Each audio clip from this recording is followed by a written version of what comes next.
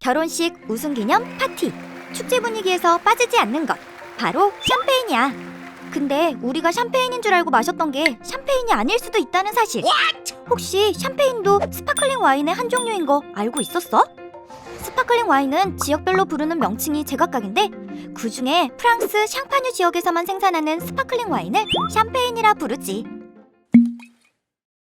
샴페인이라는 이름은 아무나 사용할 수 없어.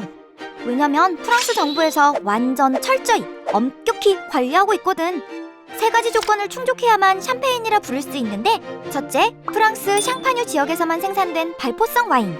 둘째, 샹파뉴에서 수확한 포도 품종 딱 3가지만 사용. 셋째, 양조 과정에서 2차 발효는 반드시 병에서 해야 함. 샴페인 이름 달기 참 어렵지. 이 까다로운 샴페인은 대체 누가 만들었을까?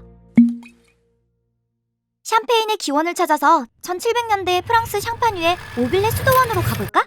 이곳에 전해지는 흥미로운 이야기가 있어.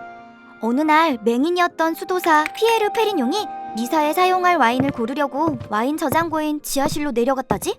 그런데 소중한 와인들이 펑 소리를 내며 터지고 있는 거야. 그 이유를 몰랐던 사람들은 악마의 장난이다 라며 두려움에 떨었대. 그런데 피에르 페리뇽은 전혀 다른 반응을 보였어. 깨진 병 조각에 담긴 와인을 한 모금 마시고는 이렇게 말했대. 별을 마시는 기분이에요. 정말 시적인 표현이지? 사실 이건 샹파뉴 지역이 다른 곳에 비해 기온이 낮기 때문에 벌어진 일이야.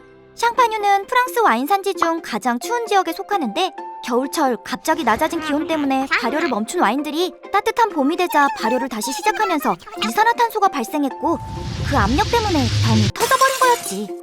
이걸 본 페리뇽은 폭발하는 와인에 흥미를 가졌고, 오랜 연구 끝에 샴페인 만드는 법을 터득했다고 해. 그 후로 샹파뉴 사람들은 피에르 페리뇽을 샴페인의 아버지라 칭송했대. 하지만 이 전설 같은 이야기들은 그냥 전설일 뿐이라고.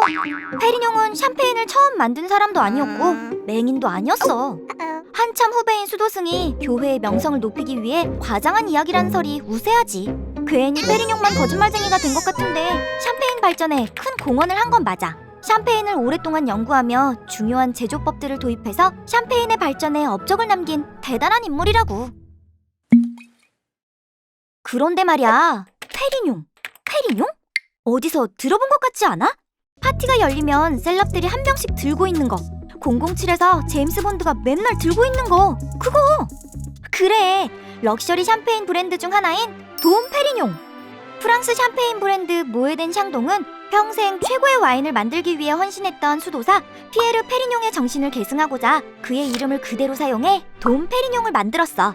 여기서 돔은 성직자의 최고 등급인 다미누스를 줄여 부른 호칭이지. 다들 알다시피 돔 페리뇽은 가격이 좀 나가지?